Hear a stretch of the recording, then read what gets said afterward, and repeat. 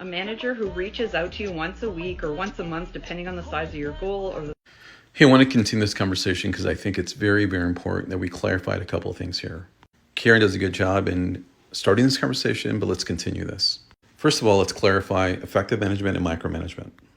Effective management is telling you the what to accomplish. Micromanagement is telling you how to accomplish these things. Now let's define follow-up. Follow-up is a tool that a manager uses in order to be informed of the progress of work.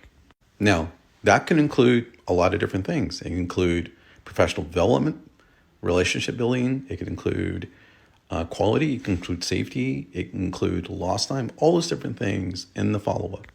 Now the question is balance. Whenever I work with employees or with organizations, I always ask employees, how often do you see your boss? And guess what? They say, not at all, not enough.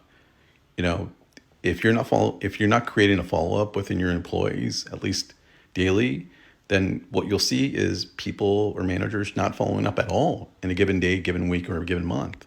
And the other side to that, you're right, there are managers that follow up every single hour.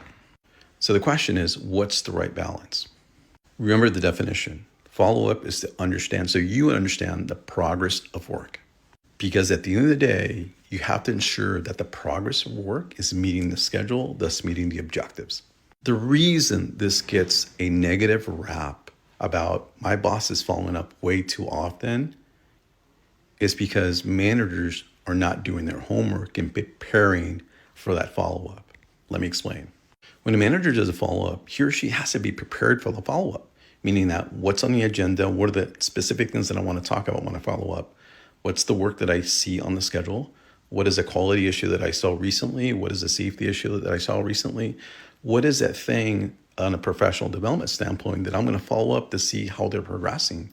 Or it can be a lot of different things, but the point is that the manager has to be prepared for that follow-up to show value. Because what happens is that employees see as a manager following up, and some managers are not even prepared.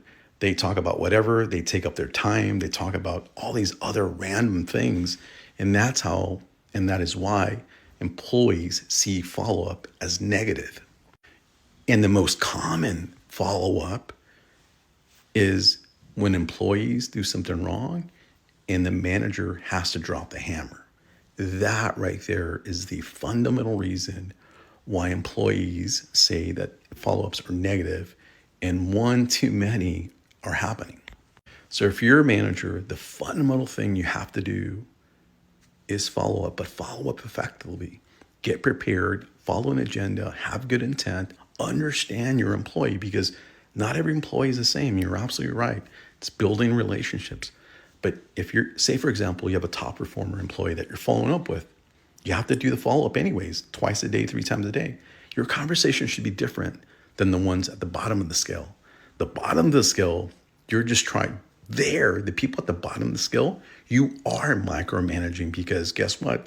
They're not even conforming to the work. So your conversation is very different from the ones at the bottom of the scale than it is the ones at the top of the scale. The top of the scale, you're following up and you're talking about challenges, new work, professional development, their leadership skills, all those different things that you're talking about specifically on how they're progressing.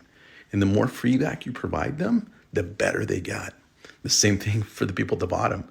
The people at the bottom, you've got to show the same kind of attention, but on a different aspect.